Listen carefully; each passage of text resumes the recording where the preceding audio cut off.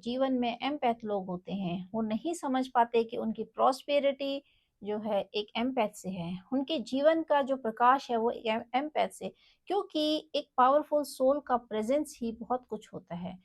लेकिन जैसे ही एम्पैथ लोग ऐसे टॉक्सिक लोगों के जीवन से निकल जाते हैं, तो ऐसे टॉक्सिक लोग और नार्सिसिस्ट लोग जो हैं, इनके जीवन का डाउनफॉल शुरू हो जाता है। इनके जीवन में दुःख और तकलीफ़ों का दौर शुरू हो जाता है। इनके जीवन से सारा प्रकाश निकल जाता है और अंधकारमय हो जाता है इनका जीवन। क्योंकि ये एक प्योर हार्टेड सोल को इतना ज़्यादा डाउन कर देते हैं कि उसकी सोल इतना ज़्यादा हर्ट हो जाती है कि उसके बाद फिर इनके जीवन की नेगेटिविटी शुरू हो जाती है। तो इसीलिए एम्पैथ को जाने-अनजाने जो एक पावरफुल सोल होती है, गॉड गिफ्टेड होती है, हीलिंग पावर होती है, दूसरों का भला करने के लिए आए होते हैं,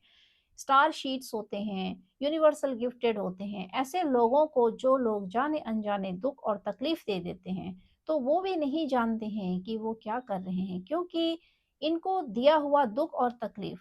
कई-कई बार फिर मल्टीपल होके ऐसे लोगों को भोगना पड़ता है आने वाले समय में, लेकिन वो लोग नहीं जानते हैं।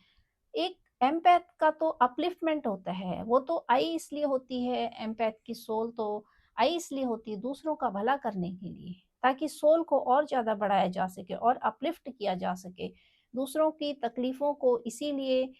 सेंस किया जा सके, जिससे कि फिर बाद में हीलिंग का काम हो, लोगों का भला हो, लोगों के जीवन में एक उमंग आए, जोश आए, लोगों की दुख तकलीफ़ों को दूर किया जा सके। तो इस तरह से जो एम्पैथ होते हैं, उनका जीवन साधारण नहीं होता है और एक एम्पैथ का सुपर एम्पैथ बनने तक का जो सफ़र होता है, वो बहुत ज़्यादा दुख और तकलीफ़ों से भरा होता है, कष्टों से भरा होता है, पेन से भरा होता है। उसके पीछे की एक बहुत बड़ी स्टोरी है, जिसमें पास्ट जो है बहुत दुखों से बीता होता है, तकलीफ़ों से बीता होता है और उन्हीं दुख और तकलीफ़ों से एक एम्पैथ आगे जाके सुपर एम्पैथ बनते हैं।